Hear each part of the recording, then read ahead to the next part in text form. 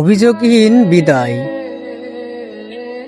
কিছু বিদায় খুব শান্তিময় হয়, যেখানে কোনো অভিযোগ থাকে না, কোনো সম্ভাবনা থাকে না, শুধু দুজন মানুষ ধীরে ধীরে দূরে সরে যায়, যেখানে কেউ কাউকে কোনো দোষ দেয় না, তবুও দূরত্বটা ঠিকই বেড়ে ওঠে।